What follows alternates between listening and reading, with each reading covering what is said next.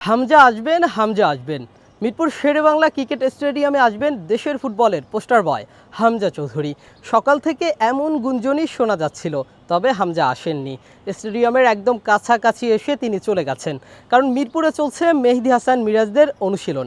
হামজা জানেন এখন তিনি আসলে ক্রিকেটারদের অনুশীলনে ব্যাঘাত ঘটবে। হামজা আসলে ক্রিকেটাররা তার সাথে কথা বলতে যাবে, এখানে একটা শোরগোল হবে, এজন্য তিনি আসেননি। ওই যে বড় ফুটবলারের বড় মানসিকতা, হুট করেই হামজা চৌধুরীর এই বাংলাদেশের সফরে আসা, একদম হুট করে, কোনো আগাম বার্তা ছাড়া ঝটিকা সফর বলা যায়। মাত্র 3 থেকে 4 দিন তিনি বাংলাদেশে থাকবেন। তার ব্যক্তিগত কিছু কাজ আছে এবং বড় কিছু কোম্পানির সাথে তিনি ব্র্যান্ড অ্যাম্বাসেডর হিসেবে যুক্ত হবে। বাফুফে থেকে জানানো হয়েছে যে হামজা চৌধুরী আসবেন তার ব্যক্তিগত কাজে, হয়তো কোচ নিয়োগের প্রক্রিয়ায় তিনি হেল্প করতে পারেন। তার সাথে বাফুফে বসতে পারে এই কোচ নিয়োগের বিষয়ে কথা বলতে। হেভিয়র কাবরেরা বিদায়ের পরেই একটা বড় সড় প্রশ্ন যে কে হবে বাংলাদেশের পরবর্তী কোচ।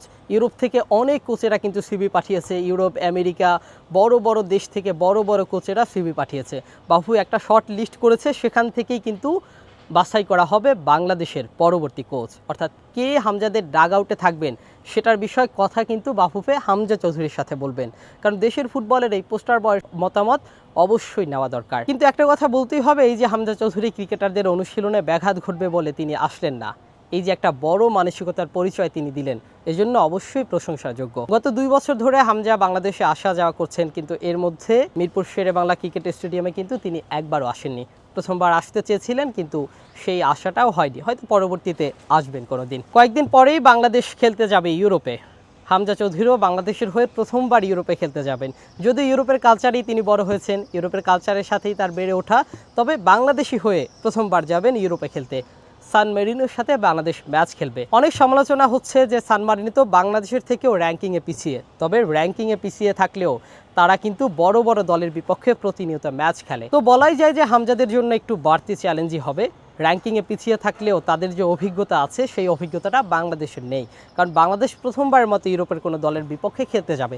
এটাকে অবশ্যই পজিটিভলি নেওয়া উচিত যে হয়তো এখন ছোট দলের বিপক্ষে খেলছে, পরবর্তীতে আরও বড় দলের বিপক্ষে খেলবে, হয়তো একদিন বাংলাদেশ খেলবে বিশ্বকাপে, বিশ্বকাপের মঞ্চে উঠবে লাল সবুজের পতাকা। তবে আবারও হামজা চৌধুরীর প্রশংসা যে তিনি এভাবে ক্রিকেটারদের অনুশীলনের ব্যাঘাত ঘটবে বলে কাছাকাছি এসেও আসলেন না, চলে গেলেন, এইটার জন্য অবশ্যই তিনি প্রশংসাযোগ্য।